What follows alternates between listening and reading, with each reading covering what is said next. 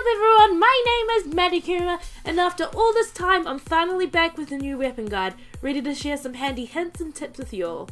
And once again, I can't know everything, so if you think there's anything I've missed out, or if you have your own thoughts and opinions, feel free to drop them in a comment down below, and I'll be sure to check it out.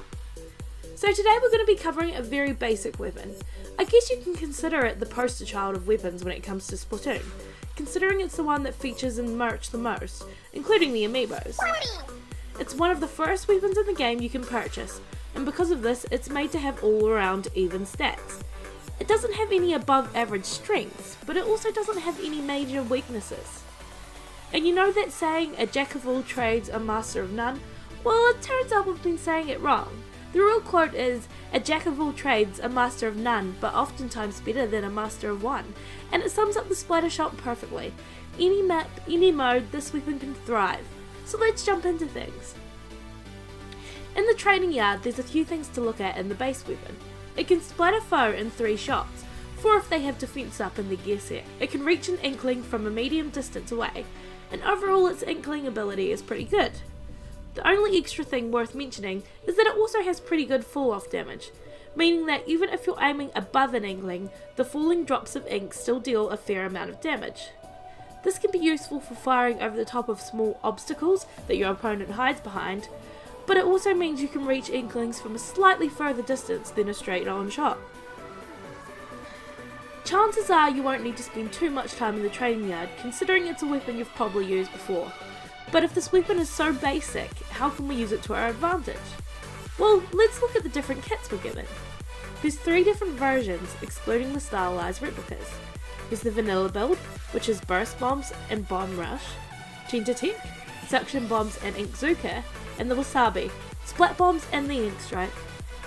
Now while all of these builds are valid options across all modes of gameplay, I'm going to assign a single build to each of the ranked modes to help keep things simple. Let's start off with the vanilla build. It's probably my favourite build, and for the sake of this video I'll be mostly talking about it in terms of tower control. With this build and mode I tend to go for a defensive or offensive build with my gear. A mixture of defense ups and damage ups. Riding the tower with a lot of defense ups can be enough to annoy snipers and gals trying to rid you of your throne, while the damage ups can give your burst bombs the extra oomph they need. Especially if you consider this, you could be as powerful as a 52 gal. Adding 3 damage up mains can mean that after 1 direct bomb hit and 1 shot from your main weapon, the opponent is gone if they have no defense ups. That's a 2-hit KO. Besides, 2 direct hits from a burst bomb is a 2-hit KO anyway. But be careful, on a full tank of ink, you only have enough for 2 burst bombs, so make them count. Burst bombs can also work a little bit like blasters if you're throwing them at the tower, gathering splash damage on the enemy as they land near them. Adding some damage up means the splash damage is doing more, and can splat the enemy a lot faster. Not only this, but burst bombs have the ability to push back inklings as they hit. If you're lucky, a bomb hit might be enough to knock someone off the tower. This can be especially useful when there's invincible krakens riding the tower. Turns out they're not so invincible when you burst bomb them over a giant ditch. They're also overall just a good way of very quickly inking the tower walls in order to climb them, or any walls for that matter, but bombs are taxing on your ink tank, right? Not when you have bomb rush. Not only can using your special refill your ink tank, it also lets you throw endless amounts of bombs until it runs out. Suddenly a bomb assault on the tower or a hiding sniper is easy. Throwing some bomb rage up into the mix can particularly help to take out enemy snipers if you're having trouble reaching them in certain maps. Just remember, you can use your main weapon while in the middle of using bomb rush. If you activate it and realise you're at risk of getting splat, it's okay to retreat. It sucks wasting your special, but it's better to stay alive. So let's move on to the Tech. I think it's the more popular build in ranked, along with its Octoshot counterpart. And with good reason. The suction bomb and Inkzooka create a great aggressive front for the very agile weapon. Speaking of agile, my personal favourite gear combination is ink resistance with swim speed and run speed. I know I already made a Mulan joke in my first weapon guide, but you can truly be as swift as a coursing river with a speed setup. And for that reason I'm going to talk about this kit in relation to Rainmaker, since nothing is better than speed when you have that Rainmaker and just need to run. So those suction bombs, they're great, because they suction themselves to anything you throw them at, and you can be very specific with where you put them. especially on the likes of walls or ledges. Putting a suction bomb on the corner of a wall someone is about to run by is perfect. By the time they see it, it'll be too late. Often an enemy with a Rainmaker will try and make a break through sneaky paths or corridors, so a well-placed bomb can be enough to catch them off guard. They're also one of the quickest ways to make an escape up a wall. Throwing it to the highest point of the wall before inking the section below it and swimming up to where the ink explosion happens. They're amazing bombs so long as you know where to stick them. Now the Inkzooka is definitely a very powerful special too, an instant splat to anyone who gets in its way. It can be perfect for the likes of picking off opposing snipers and enemy Rainmakers who are making a swift getaway. I have two main tips for Inkzooka users to mention. The first being that when you shoot straight forward with an Inkzooka, there's actually a small distance between the ground and the ink that it shoots. This means it gives it more distance when aiming for far away inklings. However, remember you might have to aim a little lower to the ground in order to hit someone who's getting a little too close and personal with you, as it can just fly over the head of submerged inklings. The second is to line up your shot, especially for the likes of snipers.